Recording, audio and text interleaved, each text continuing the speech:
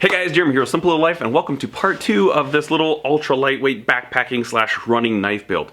Real quickly, the idea behind this knife is I want something that I can take with me out running when I'm jogging around the countryside that's not going to be really heavy. I wanted a stainless steel so it's not going to get really gross looking when it gets sweat and rain on it. And I want a way to mount this on my back so that I can keep it really nice and tight to my body. I won't even know it's there, but I will still have a good usable blade with me while I'm out running and adventuring. Now, a couple comments I had on yesterday's video, people are saying, why didn't I use titanium for this? Well, yes, titanium would certainly be a lot lighter, but titanium is not a good blade material selection. They use titanium in knives all the time, but any blade where the blade itself is made from a titanium, that's going to be a far inferior blade to something like what we've chosen here, which is 154 cm. Now, yesterday what we did was we kind of cut out the shape, I milled this slot in here, and then really we heat treated it. That's all we did yesterday. Keep in mind though, like the tempering process alone was over 5 hours.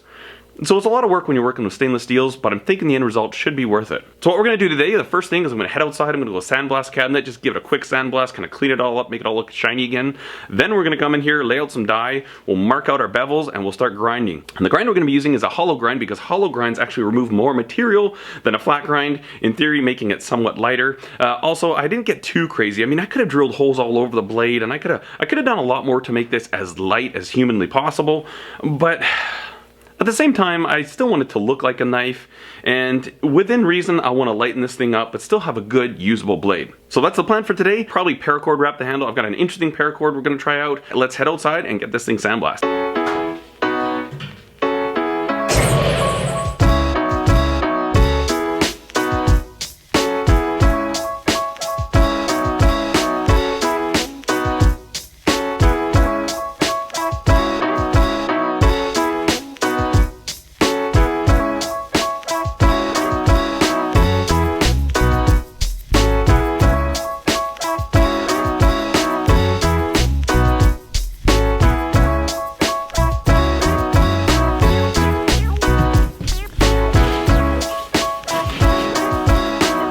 So, granite surface plate, knife maker scribe, and we're just going to scratch in a couple of lines so we know where to grind to.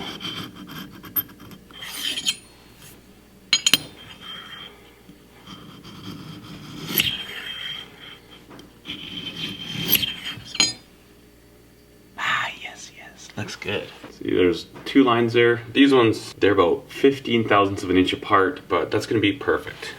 And then the next little bit of marking we're going to do.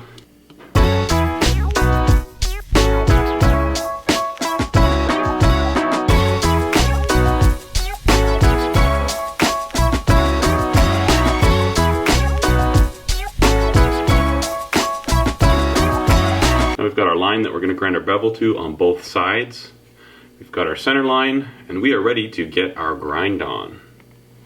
Alright, since we're doing a hollow grind, we'll need the contact wheel, using a 10-inch contact wheel. And we're going to start off with the 36 grit belt. You know, I was listening to a couple of knife makers doing a live show on Instagram the other day, and they're all talking about, I don't know, the way they came about their little live thing they did was like they were like the God's gift to knife making, and oh, this and this. They started off the whole thing by saying, we're professional knife makers. So there's a lot of amateur knife makers that would make professionals jealous. Anyways, they got into this whole thing. They're talking about the grits that they use and this and this. The thing that kind of bugged me is that the way they went about it, they made it seem as though the way they do it is the only way to do it. They say they never use anything coarser than I think is a 50 grit. And you know, just the attitude of the way it came across was like, don't use anything less. I'm using a 36 grit here because that's what I personally like. There's a lot of guys that don't like going this coarse. Don't go this coarse. The biggest thing to remember in knife making is that there's more than one way to make a knife. Try different stuff. If you hear some experts tell you what to do, you know what, there may be some truth, there may be some validity to what they're saying, but don't ever think for a second that you can't do anything differently because they don't think that way.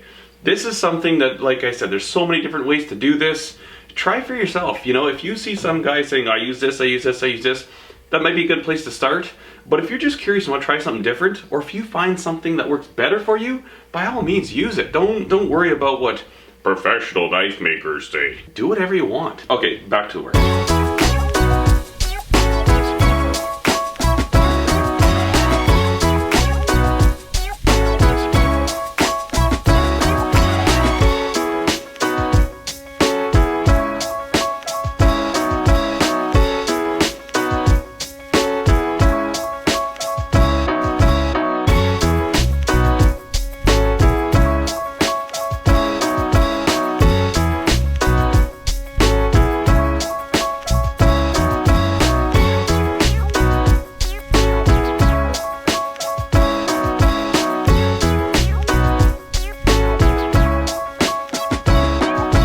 Okay, so I'm going to stop grinding here for a minute just to kind of explain something. When I grind with my right hand, I'm right-handed, so I have much more consistent bevels with my right hand.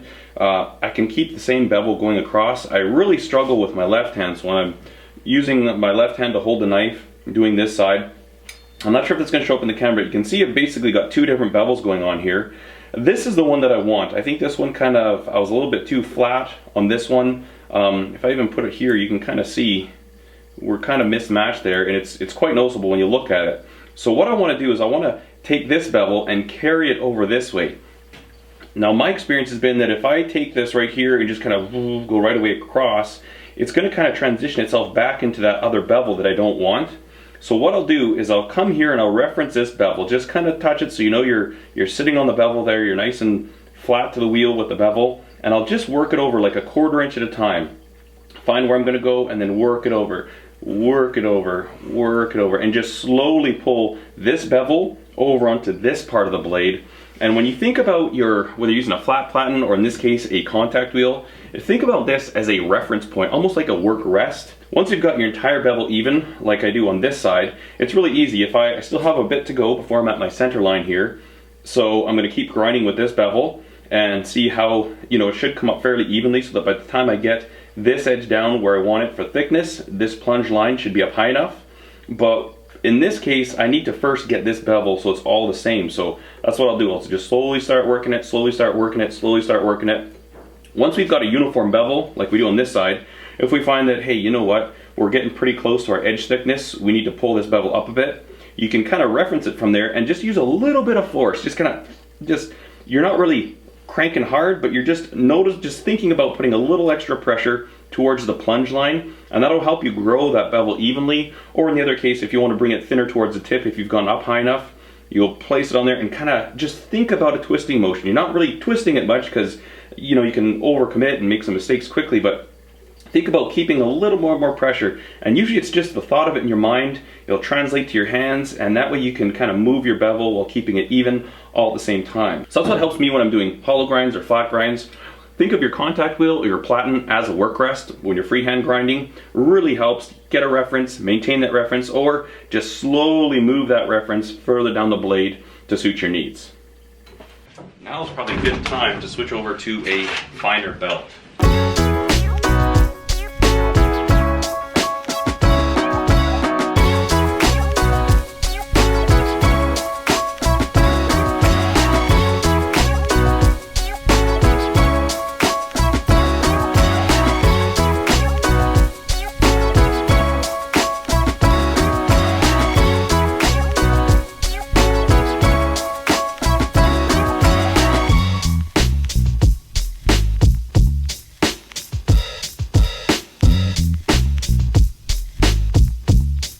Alright, so we've got our grinds done. I think they came out fairly well. Nice and shiny. The one thing I will say is that 154 cm is such a beautiful steel to work with.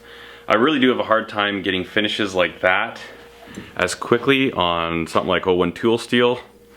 Like that's no polishing, that's just surface conditioning belts, and it's not a mirror polish, but it's a really nice satin, so really happy with that. So the next step of this process, we will go ahead and I'm just going to clean up all this dye that we have on here, and then we'll get ready to paracord wrap the handle. Alright, so our grinding is done. Now here's the important part. How much less does this actually weigh? 55 grams. Not a whole lot less. We were 87 before, and now we are. So 32 grams, if I do that quick. Yeah, 32 grams. We lost 32 grams in the grinding and milling this hole. So essentially a third of the weight of this knife has been removed. Now we just need to put some type of a paracord wrap on there. Okay, one other quick thing to address real quick. I'm sure it might come up in the comments. Why did we heat treat this blade before we ground it? Totally acceptable to grind a knife after heat treat, but just be super, super careful that you keep your blade really, really cool. That's one reason why I like to grind in bare hands, especially if I'm doing a blade that's already been heat treated. If I've got gloves, I'm not gonna feel that blade heat up, whereas when I'm grinding without anything between me and the knife, I can feel when it starts to get warm and boom, instantly I cool it off. That way you keep your temper and end up not ruining all that work that we've done heat treating this knife the day before. This stuff is called Tinder Court.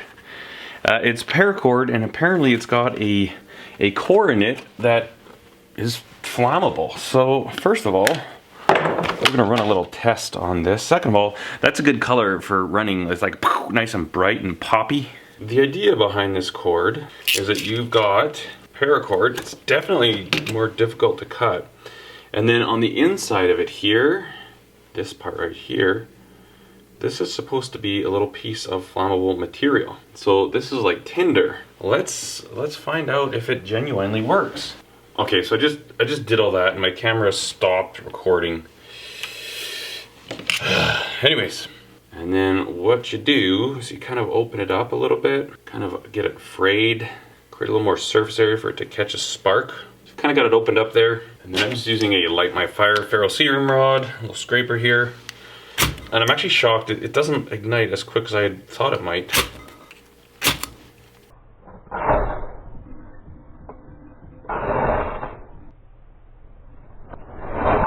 I really would have thought that would have taken by now. On the packaging, it clearly shows them using a ferrocerum rod there. Let's pull it apart completely. Maybe that's what it is. And honestly, I don't have time to. There's only so much goofing around we can do in a knife making video, correct? I don't want to waste all your time looking at this silly paracord. Okay, here, we'll got a little nest right there. Now, if we can't catch a little spark in that, then I don't know what to say.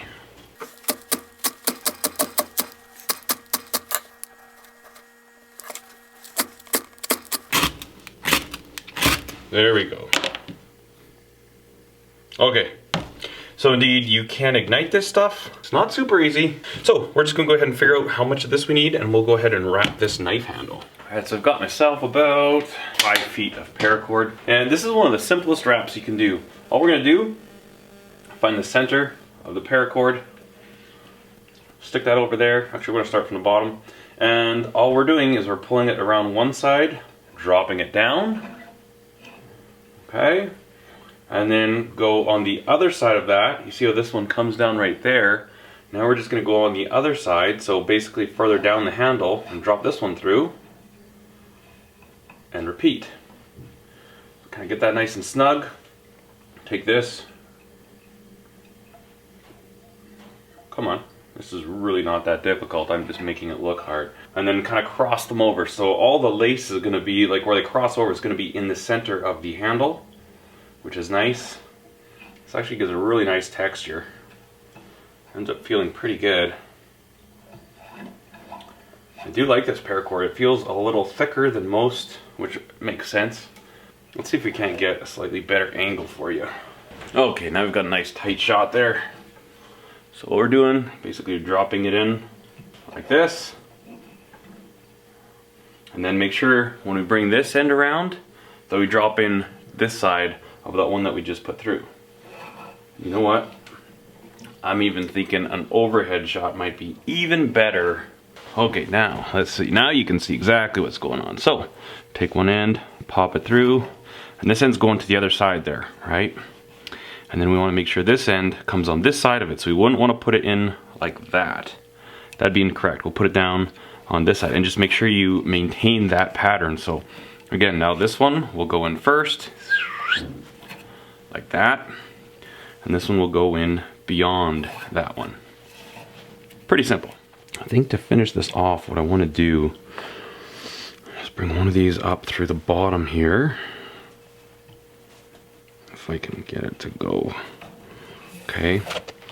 And what that will do is it'll give me a piece of cord on each side. And then I can just tie this off like this. Nice and tight. Just like that.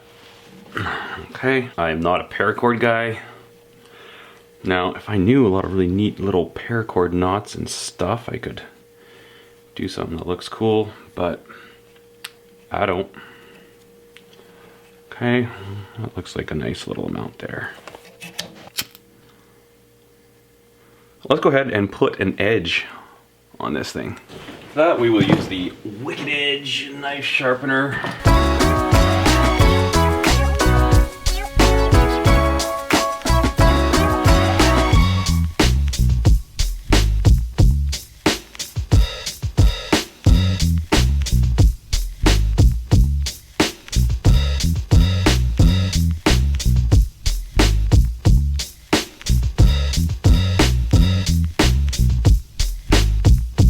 Alright, so we've got it sharpened up. It's good enough for what we need it for. Cuts quite nicely. Didn't get too carried away with it. But I'm pretty happy with the way this thing turned out. It's going to be really handy to have this when I'm running. Oh, we didn't check the final weight. The final weight with the paracord wrap. So let's do that really quick. How much weight do you think the paracord wrap added? 66 grams now, so it added 11 grams. We started out at 89, went down to 55, put the cord on, and it's 66 grams. That's not a super lightweight knife, but I'm happy with the way it turned out. My opinion is I'd rather have a tool this is a usable knife. This is a decent enough size. I could do work with this. You know, in a survival situation, this thing would actually do me quite well. I could make something much smaller, again, would be lighter, but this is a really nice blade. Even to ward off a dog attack or something. No, we won't say that. Anyways, guys, thank you so much for joining me today. I hope you enjoyed this video. Hopefully maybe you learned a couple tips or tricks. Big takeaway here, guys. You know what? When you want to get into knife making, try stuff. Just do it, regardless of what other people say or do, or, oh, do this, don't do that, you can't do this, can't do that. Follow all that advice as a good guideline, but by all means, man, just let her rip and do what you think might work. So I wish you much luck. Try some new stuff when you're making your knives.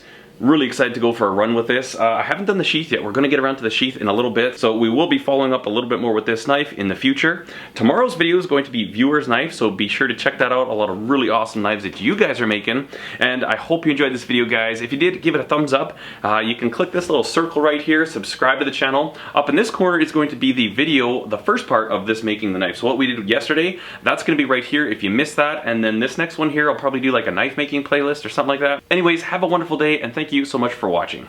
Cheers.